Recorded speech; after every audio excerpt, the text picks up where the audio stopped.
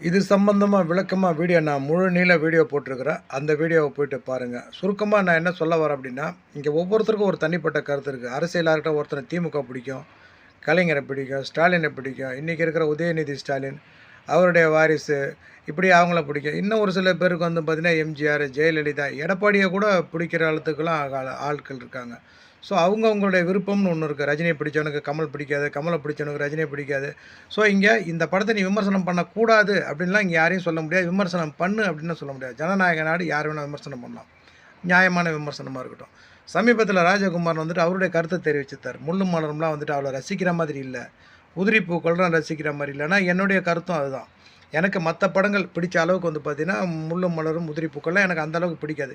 தியேட்ரிக்கலா வந்து பார்த்தீங்கன்னா, இது ஒரு ஃப்ளாப் மூவி. இந்த படத்துக்கு ஒரு தனியா முத்திரை குடுத்து, ஆவண படம் மாரி ஒளிச்சு வச்சிருக்கிறாங்க. அது வந்து ஒரு மாதிரியான சுவை. நான் அந்த வீடியோல டீட்டெயிலா சொல்லியிருப்பேன்.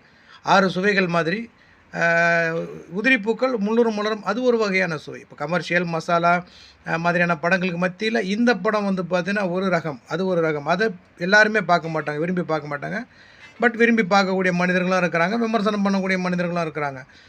அவர் சொன்ன மாதிரி ராமநாராயணன் படங்கள் எல்லாம் ஓடுன அளவுக்கு, அ ஏன் வந்துட்டு இந்த உதிரி பூக்களும், முள்ளும் மலரும் ஓடல? அப்ப எல்லாருமே இந்த படத்த பார்க்கல. எல்லாருக்குமே இந்த படம் புடிக்கல அப்படின்னு தான் அர்த்தம்.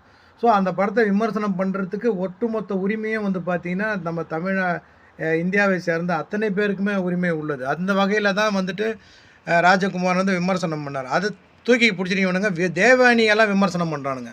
தேவயானி வந்து கண்ணீர் சிந்துகிறார். தேவயானி நடுவீதியில் இருக்கிறார். தேவயானி வாசல்ல உட்காந்துருக்காங்க. உள்ள இதெல்லாம் தேவையில்லாத பேச்சு. விமர்சனம் பண்ணுறதுக்கு இங்க எல்லாத்துக்குமே உரிமை இருக்கு. அந்த அடிப்படையில தான் நானும் விமர்சனம் பண்றேன். அவரும் விமர்சனம் பண்றான். உலகமே விமர்சனம் பண்ணுது. ஸோ பொத்திட்டு கேளுங்க, இல்லன்னா மூடிட்டு கிளம்புங்க.